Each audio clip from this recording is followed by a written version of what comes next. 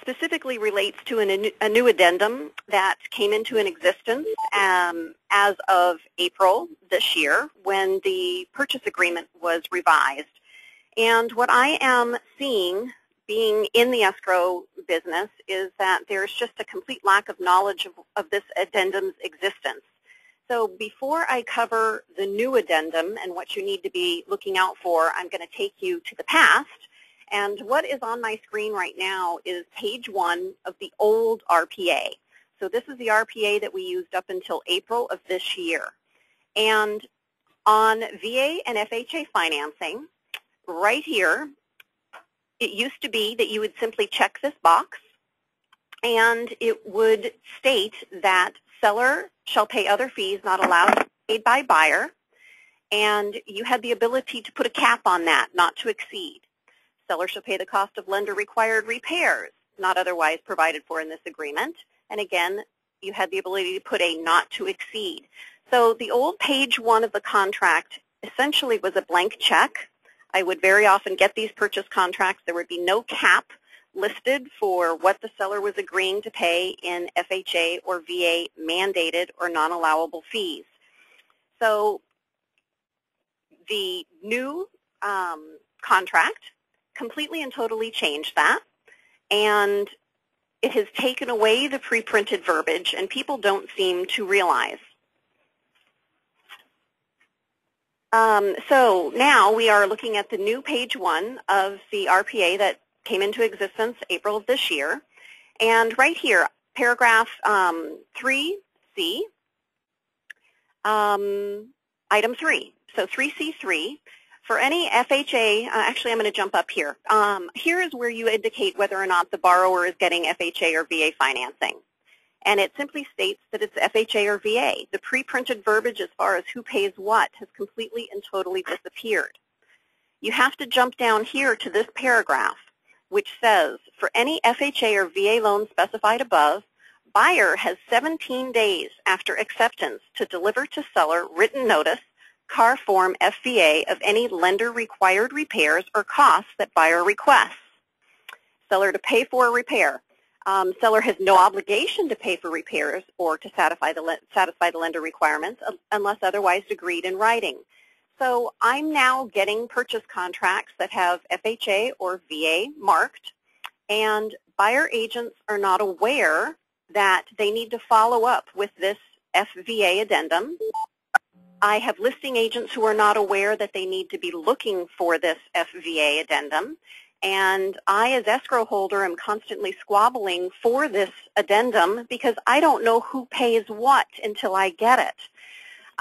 What is really scary is when I ask agents for it, I hear, well, I just closed a VA deal and nobody asked me for this. So I'm thinking maybe escrow people are closing their transactions based on how the old RPA was generated, and they're automatically just charging sellers for fees that they did not agree to pay. So we are going to pull up this FVA addendum, and it basically states buyer's FHA or VA lender requires and buyer requests seller to pay for the following. And here's where you would list any non-allowable fees.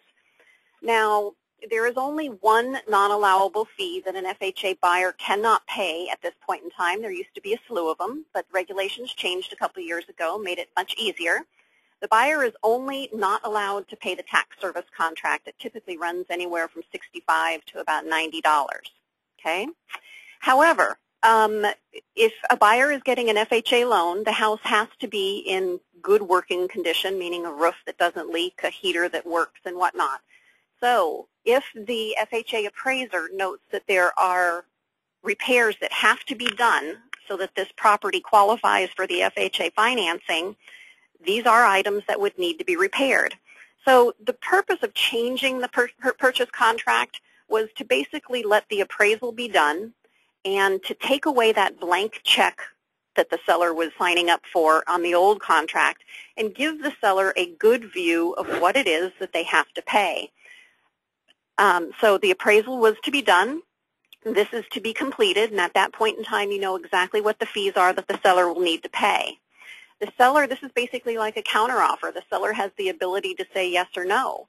However, if the seller refuses to pay these costs, you're 17 days into the transaction, and you have a deal that can't be consummated. So very touchy. We need to get this word out that this addendum is needed.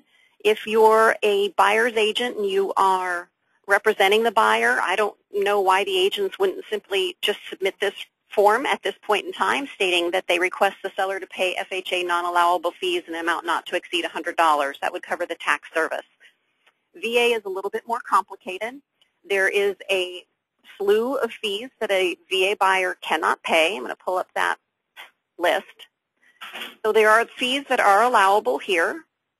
The non-allowable fees are basically any miscellaneous lender charge, processing fee, document fee, wire fee, admin fee. A VA buyer can't pay any escrow fee, so no loan tie-in fee, no notary fee, no escrow fee, no sub-escrow fee.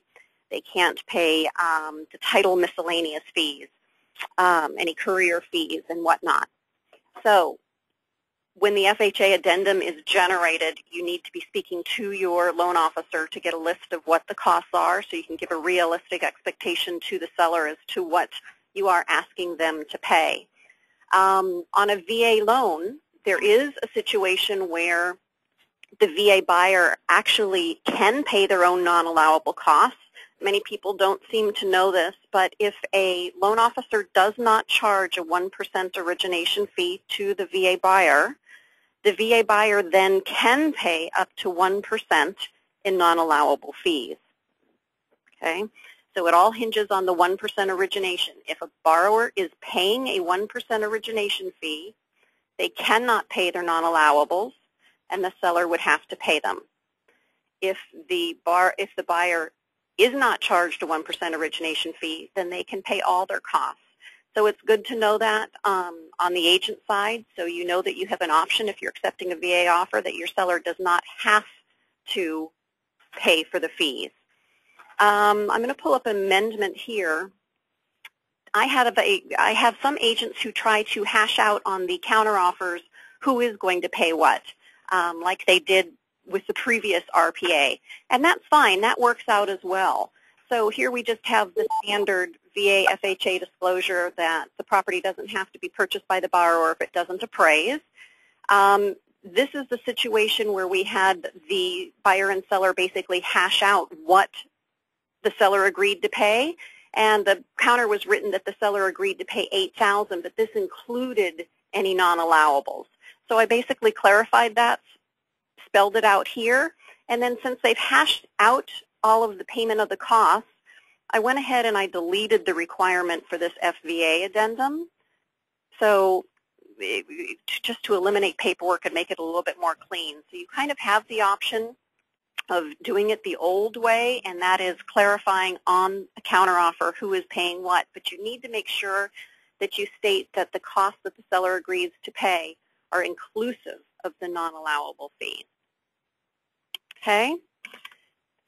That is really it in a nutshell. Are there any questions? Pam, where do they find the non-allowables for the FHA and VA, allowed and non-allowed? Well, this is something that I could email to you. This is a list. I get them every now and then from lenders. So, and they do change somewhat. But this is something that I can certainly email to you, and you could put somewhere where they could print it. Okay, we'll put it in your web desk for sure. Okay. All right. Anyone else? Any other questions on the FVA addendum? Know to be looking for it if you're a listing agent. Know you need to provide it if you're a buyer's agent.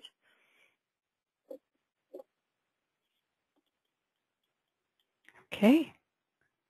No other questions?